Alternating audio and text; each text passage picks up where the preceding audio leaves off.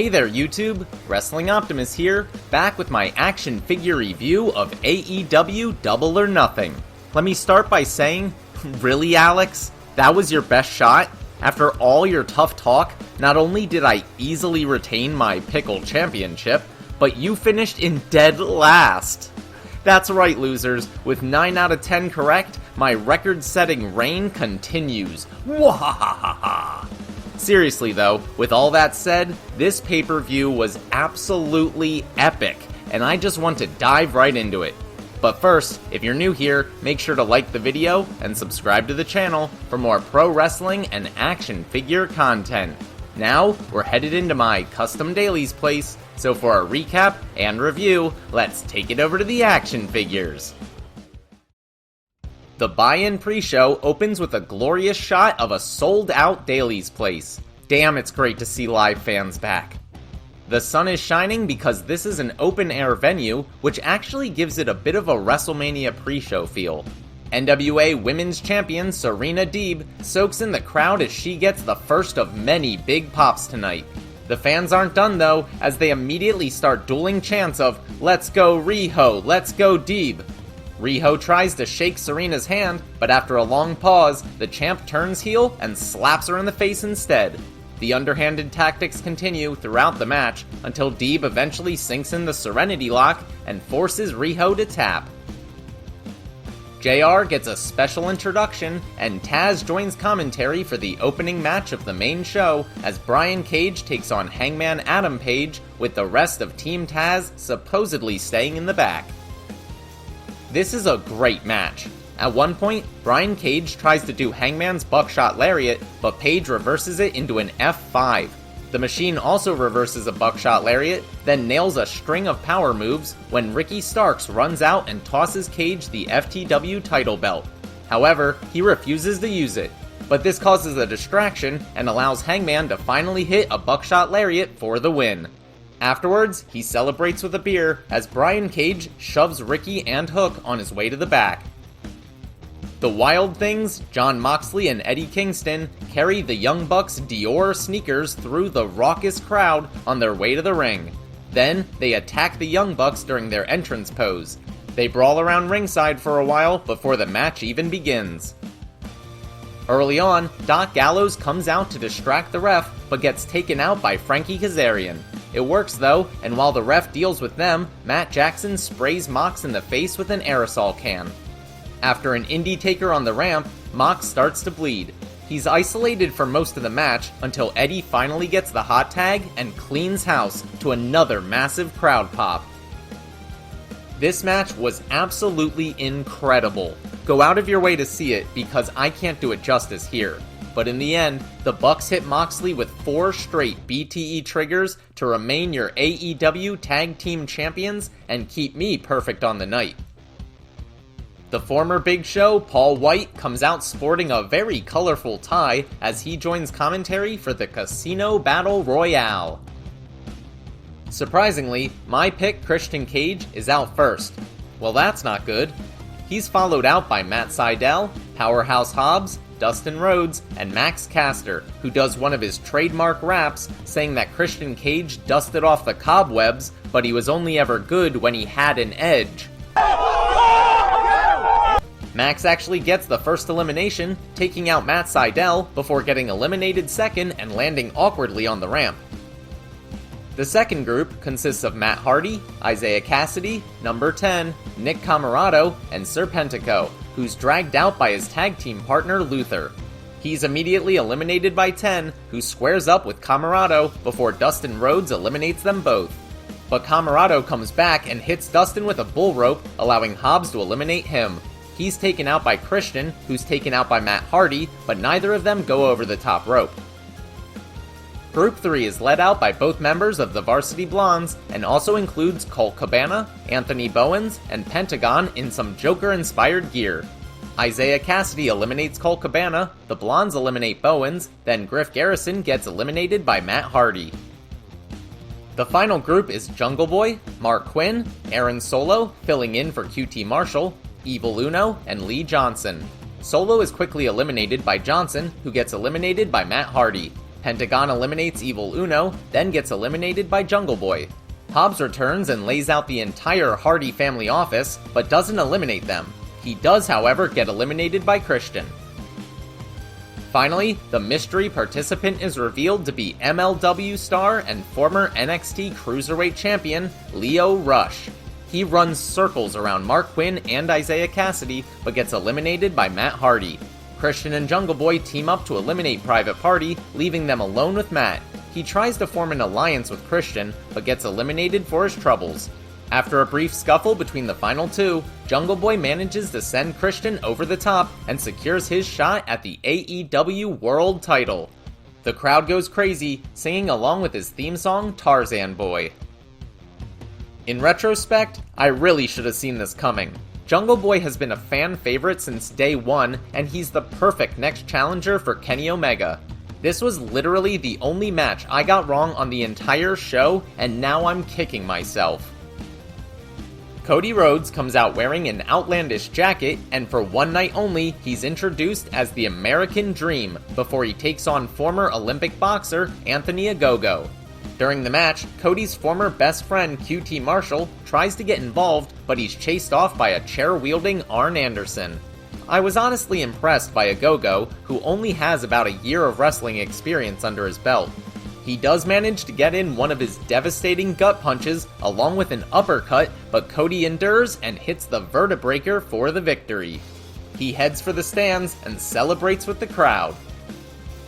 Apparently Miro beat up Jake the Snake at a weigh-in earlier in the day, so Lance Archer comes out alone, but even more pissed off than usual for his TNT title match against the best man Miro. He viciously attacks the Bulgarian right at the bell. This is the textbook definition of a hoss fight. Halfway through, Jake Roberts runs out with a bag that seemingly has a snake in it, but Miro knocks him down before it can be unleashed. Even worse, Miro picks up the bag and yeets it across the arena. Aww, poor Danger Noodle. He goes to kick Jake, but gets chokeslammed by Archer. However, after a barrage of powerful kicks, Miro locks in a guillotine-style choke, and the Murder Hawk monster passes out. Dr. Britt Baker, DMD, is rocking new red and black gear, while AEW Women's Champion Hikaru Shida is wearing brand new all-white gear. This is much more of a technical battle than anything else we've seen so far tonight. After Shida locks in the stretch muffler submission, Rebel jumps up on the apron and waves the title belt at her. For once, a distraction doesn't work, and Rebel ends up accidentally whacking Britt Baker with her crutch. She tries to rectify the mistake by interfering again and gets ejected by the referee, but this allows Baker to curb stomp Shida's face into the belt for a shocking near fall. The champ also gets a near fall after hitting 2 knee strikes, but the dentist manages to sink in the lockjaw and become your new AEW Women's Champion. We get a cool black and white video from Darby Allin where Sting picks him up on the side of the road in a convertible. Then it's time for the Icons' in-ring return as they take on Scorpio Sky and All Ego Ethan Page. Darby immediately hits a suicide dive before his music is even done playing, and the brawl is underway. Sting takes a suplex on the ramp, but no-sells it and nails a flying crossbody off the stage. Finally, we get a bell, and the match officially begins. As you'd expect, Darby takes the overwhelming majority of the offense as he's isolated by the heels. When he does make the tag, Ref Aubrey doesn't see it and makes Sting go back to his corner. Ethan Page takes advantage and military presses Allin over his head before hurling him out of the ring, over the barricades, and into some audience members that commentary claims are Darby's brothers who came to see the show. After narrowly avoiding a countout, Darby hits a stunner and finally gets the hot tag. The Icon clears house with a couple of stinger splashes before we get one of my favorite spots of the night.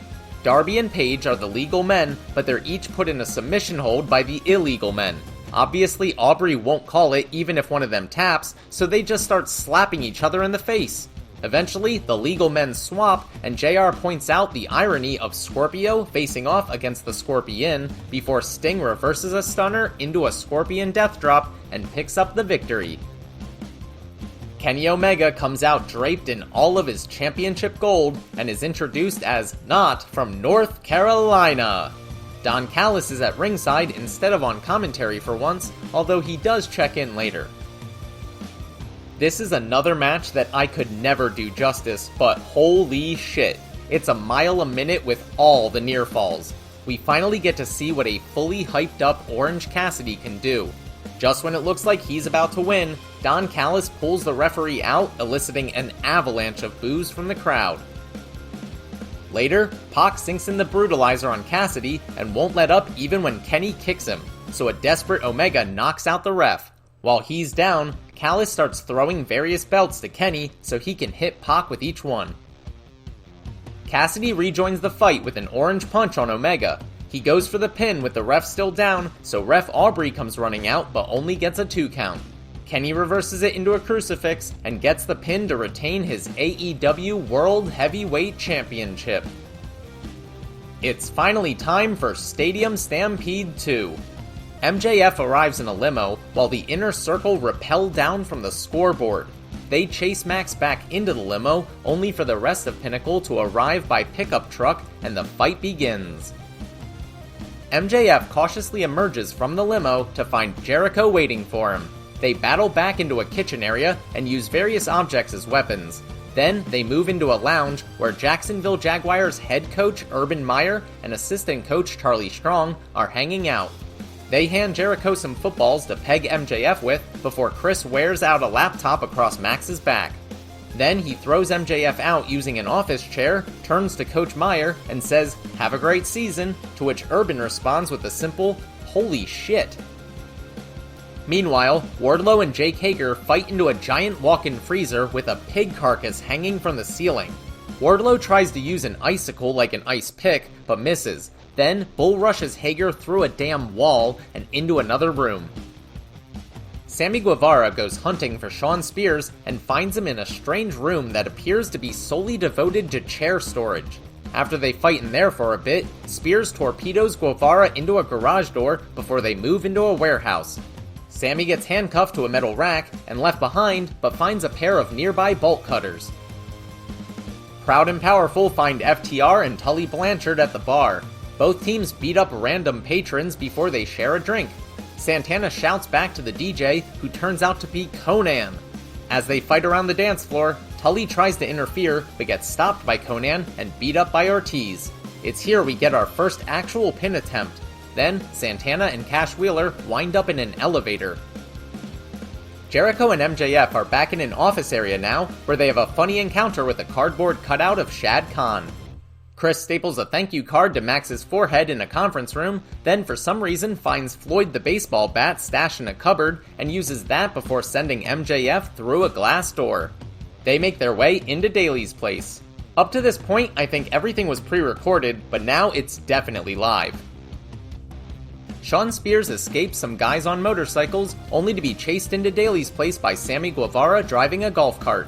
They fight in the ring for a bit, with Spears using a chair, but then Sammy curb stomps Spears' face into it and nails a 630 senton off the top rope to pick up the shock pin and redeem himself for quitting at Blood and Guts. More importantly, the Inner Circle is staying together.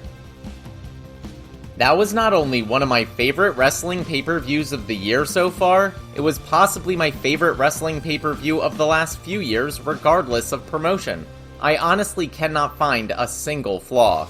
Every match was fantastic in its own way. Every storyline paid off beautifully. Every wrestler came out looking better than when they came in, even those who lost. And oh my goodness, the crowd. I cannot overstate how incredible it was to have live fans back in attendance. And you could tell from the insane energy they gave off for the entire show how much they missed this too. Alright, that'll do it for AEW Double or Nothing. Thanks so much for watching. Let me know what you thought in the comments down below. I'll be back on Saturday with my action figure review of another Friday Night Dynamite. If you enjoyed this video, make sure to do all that normal YouTube stuff. Smash the like button, share with any wrestling or action figure fans you may know, subscribe to the channel, and spread the word. You can also talk to me over on Twitter at WrestlingOptimus, or see all my best figure photography over on Instagram at WrestlingOptimus. If you haven't seen my latest figure unboxing, you can check that out right here. But until next time, I've been Wrestling Optimus, and I'll catch you later.